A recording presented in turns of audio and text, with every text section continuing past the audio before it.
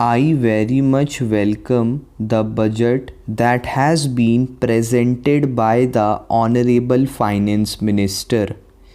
In doing so, I would like to address myself to one important aspect of budget making. The budget goes 1,000 ways to the root of the prosperity of individuals, to the relation between classes, and to the strength of the government themselves. The present budget, apart from the arithmetic of it, must also solve the problems that are facing the country today, and I am certain that we shall go the right way in solving them. The Congress governments are in charge of the country. We have got a name, an ideal, and a program, and we have to reach the ideal. The Congress has stood all these years for the creation of a cooperative commonwealth which was called Ram Rajya by the father of the nation. Now, in this budget, if we can find anything that will go towards that ideal, we shall be very much satisfied. The present budget, I feel, is good in one way, in that it is establishing a new precedent, that is taxing in order to meet the capital requirements of the country. This is a very important feature to which every well-wisher in this country ought to subscribe. The Congress Working Committee sometime last year passed a resolution requesting the Government of India to appoint a National Planning Commission. Its objectives are: a just order of society, progressive increase in the standard of living, best utilization of the resources of the country, and regional and national self-sufficiency. The government and the country were good enough to respond, and today we have a National Planning Commission which is striving hard to give us a short term plan and a long term plan. My honorable friend Dr. Mukherjee was bitterly complaining that there is no short term program for the government. Anybody who has seen the budgets of the state governments as well as that of the central government will find that they are not devoid of such plans. Really, there are a number of schemes which have begun to fructify, or which are going to fructify in the very near future, and therefore the complaint that everything has been left to starvation is not correct. Then there is no gainsaying the fact that the country is really in a bad economic situation. Everybody knows it.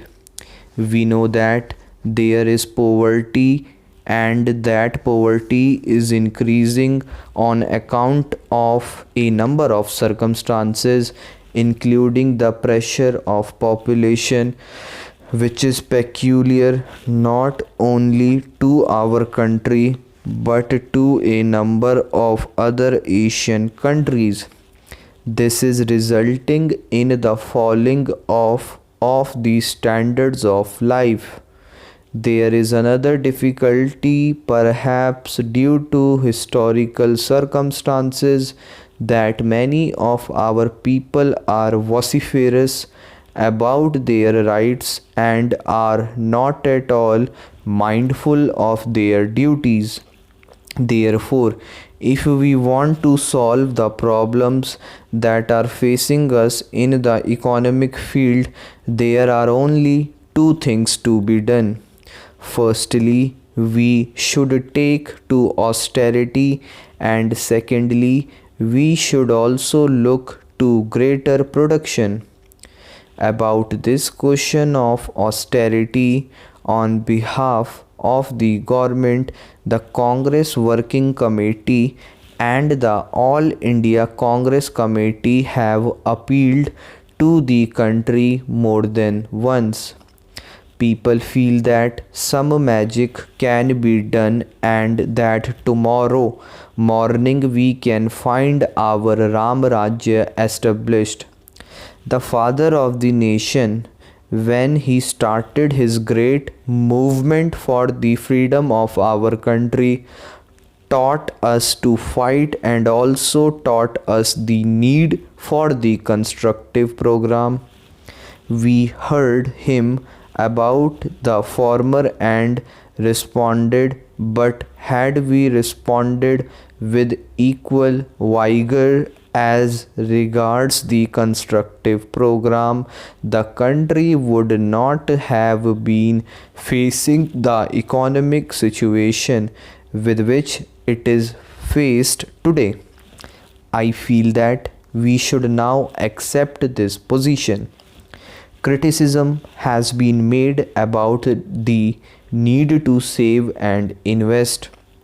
It is estimated that while we are producing to the tune of rupees 6,000 crores a year, we are consuming about 98% and we are only saving 2% out of it.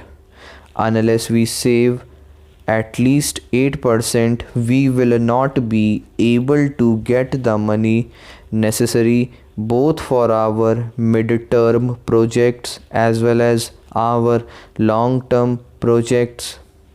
In order to achieve this object, we should make less use of scarce products, or we must find alternative products to satisfy our needs. I would like to narrate an example from the history of Japan. Now, as I told you, I do not like to go into the other details in the budget. One more important feature is about taxation. I am very glad that the finance minister has made use of taxation to meet the capital needs of the budget.